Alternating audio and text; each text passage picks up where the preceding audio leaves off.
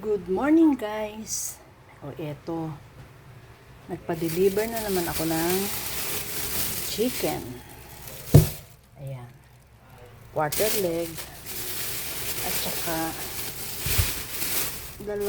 dapat dalawang buong chicken to. Bakit isa lang? Ayun ako. Tsaka ito. Papaya at dahon ng sili. Wait lang. I-message ko yung in-orderan ko. Bakit isang chicken lang to? Ang sabi ko dalawa. Wait lang. Ayan guys. Ito na yung chicken ko. Lilinisin ko na siya. Ayan guys. Ito na yung quarter leg. Ayan, nalinis ko na. Naiayos ko na sa kawali. Teka, wait lang. Lalagyan ko lang ng paminta.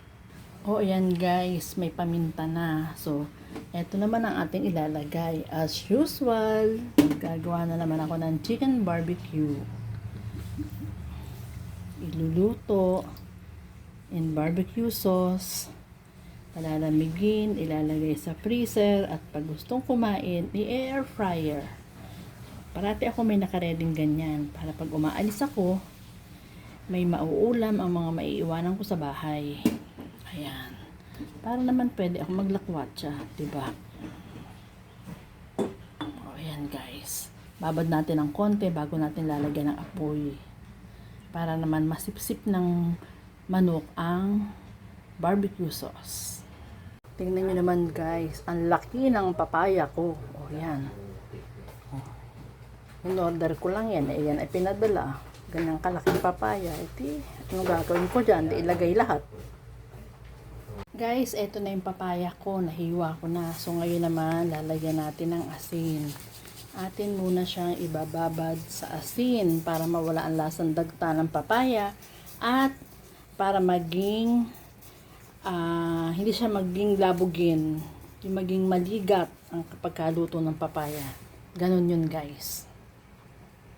At eto na guys, ang aking chicken barbecue. Ayan. Malapit nang maluto yan.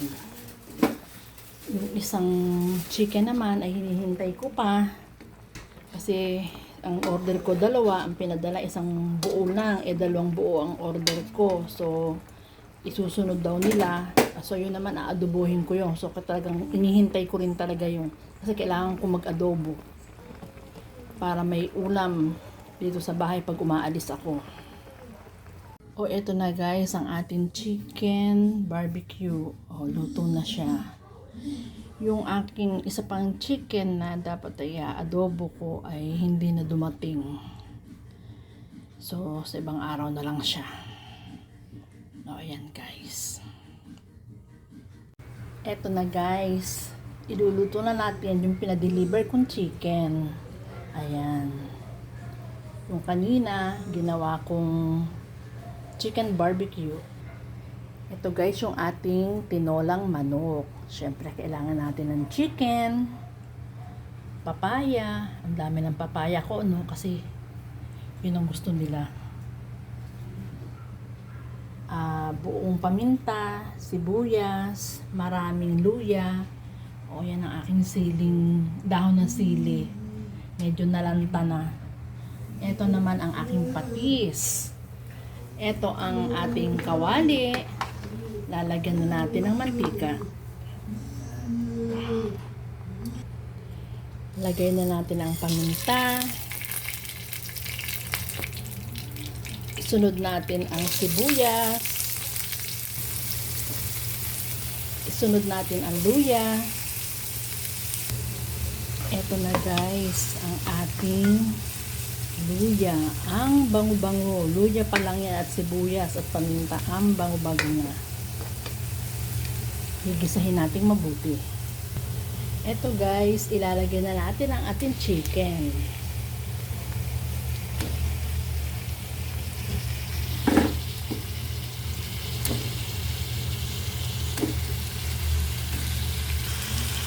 Ayan guys.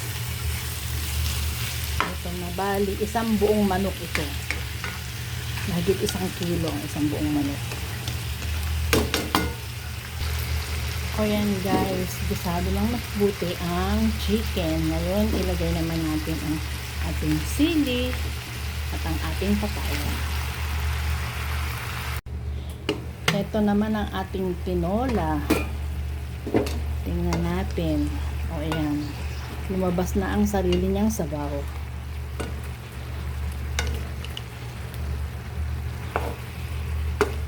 Pero pabayaan lang natin muna siya dyan bago natin siya lalagyan ng patis.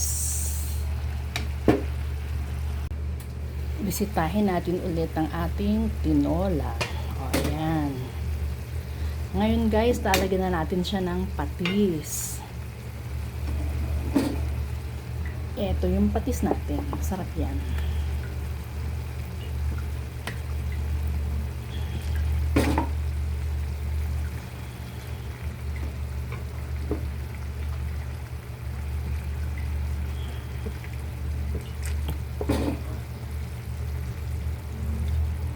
Ang bango-bango guys. Amoy ng luya, amoy ng patis. Ang bango talaga. O ayan guys. Kulong-kulo na talaga siya. At saka medyo half cook na. So ngayon ilalagay na natin ang ating sabaw.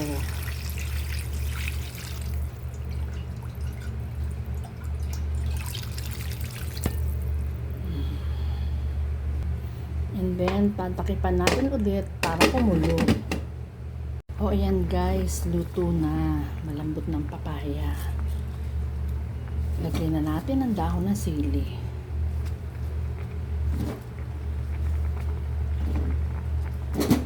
Dalawang tali yung pinabili ko pero unti. Unti ng dalawang tali. Dalawang tali for 25 pesos. Ang unti-unti.